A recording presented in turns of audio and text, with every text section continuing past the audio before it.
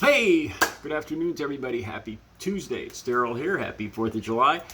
It's Daryl here. It's not so bright and freaking early. It's 3:30 p.m. here in Connecticut on the East Coast. If you watch my channel, I always do my videos at 3:30 a.m., so it's a little weird doing this video. I wasn't going to do this video at all. I was going to wait to do this video about Leandro De Niro, Robert De Niro's stepson, 19 years old.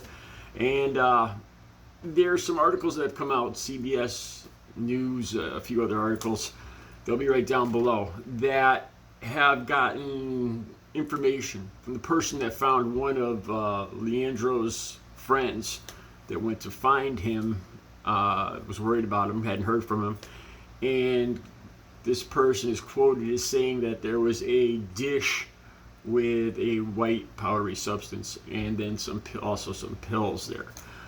First thing I thought of, first thing of course that came to mind is what's taking the lives of many people struggling with addiction is fentanyl. That's the first thing that came to my mind. I was going to wait to do this video until tomorrow morning, but I came across this appalling, disgusting article. I was going through the articles to put links down below, about 4 different links, and I was gathering them for tomorrow morning, and I came across this one site that I just have to talk about. It just makes, I've never heard of the site called Radar. It's down below. I'm not sure if it's in the United States. I have a feeling it might be in England. Some of the stuff they said is just disgusting, appalling, especially from somebody that, if you're just watching my channel for the first time, I was a hardcore heroin and crack cocaine addict for 2.5 decades.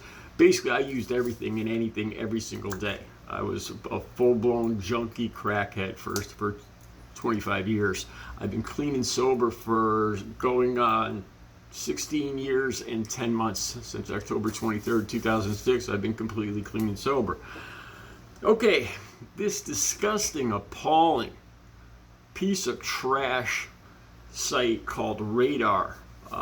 It's, you know, some sites are going to go out of their way to be sensational tabloid journalism, but this just goes over the top. Like I said, especially being somebody, I've lost friends. I'll talk about that a little more. I've lost more friends than I can count to addiction and to suicide, to overdosing.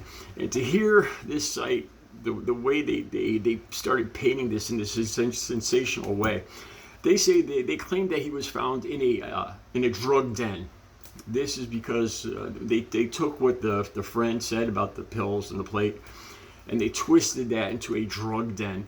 And then they say that he was living a double life as a druggie.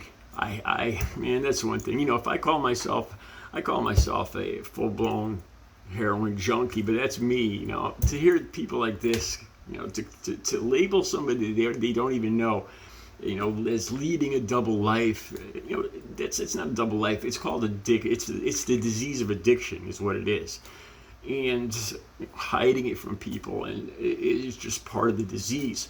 And it's appalling. It disgusted me, and that's why I just wanted to make this video. And if anybody out there knows of this site, it's, like I said, links down below, Radar.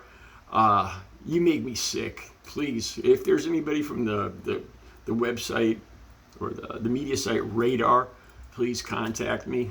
Leave some comments down below, because I want to talk to you. There was some other disgusting stuff they said, and there's some of the speculation is that it's cocaine on this Radar site. They said it's cocaine. I've almost OD'd on cocaine several times. I lost my job. I got fired. I was driving a truck, and we had random drug tests. And I knew I was going to get caught sooner or later. I really couldn't stop using it. I would get my paycheck and then go buy an 8-ball. And I ended up getting a drug test the next day, and I got fired. And they gave me 2 weeks severance pay. And I went home with that, and I spent every cent of it on, this was back in 1997. I spent every cent of it, about $800 on cocaine, and I almost OD'd. I probably did OD, sitting in my bedroom all by myself in my underwear, sweating, sweat pouring down my body, shaking. My left arm had gone numb. I could actually see my heart beating through, my skin in my chest. It's just a miracle that I'm still alive. I've lost other friends to this, to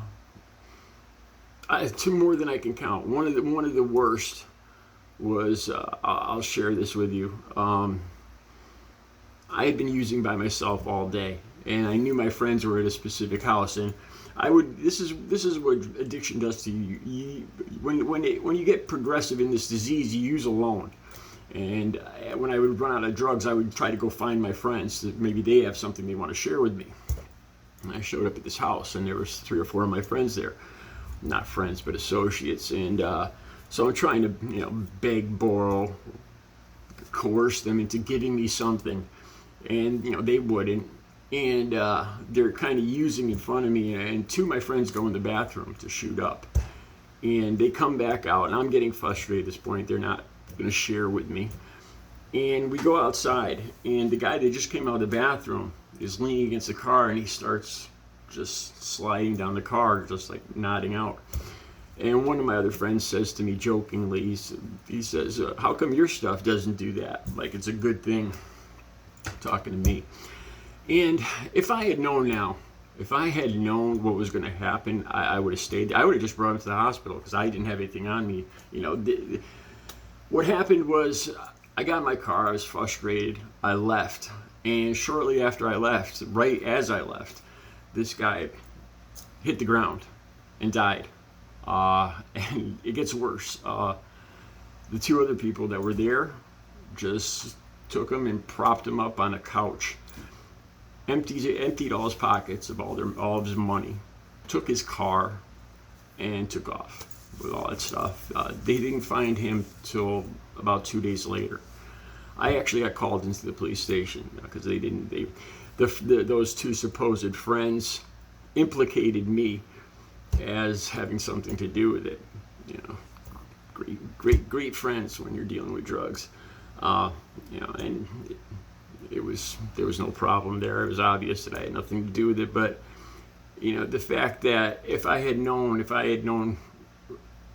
I could have just taken him and put him in my car and drove to the hospital at that one moment, because they certainly didn't. They stole all his money in his car and just propped him up on a couch and left him there for 2 days dead. True story. This is what happens in addiction. This is it. People call it partying. It's not. Believe me, it's not a party. It's a living nightmare. I had another friend that I brought some cocaine over one night. This is back when I was in my 20s. And he had been using a lot of cocaine. And he had been missing a lot of work. And he was getting depressed about it.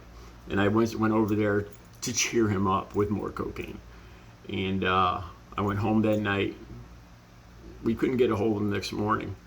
And it was a rainy November day. And I still remember pulling up with my friend. I just threw a jacket on because my friend called me. He said, you got to get over here. And I got there, and he was hanging by a blanket from the stairway, from the 2nd floor balcony. He was hanging. He had hung himself. And these are just 2 off the top of my head. Recovery is possible. If you're messing around with this stuff, if you think you have a problem, get help. Rehab and detox it's the best thing I ever did in my life. I was scared to go in. I was scared I was going to have to change my life. I didn't think it was possible. And now I look back, and it is the best thing. These last 17 years have been the best of my life. I'm now 57 years old. And I never believed this could happen. I am so thankful that I actually sought help. It did take me many trips to recovery and to rehab and detox, but I did finally, through medically assisted treatment, methadone, I did end up finally getting clean. Recovery is possible. I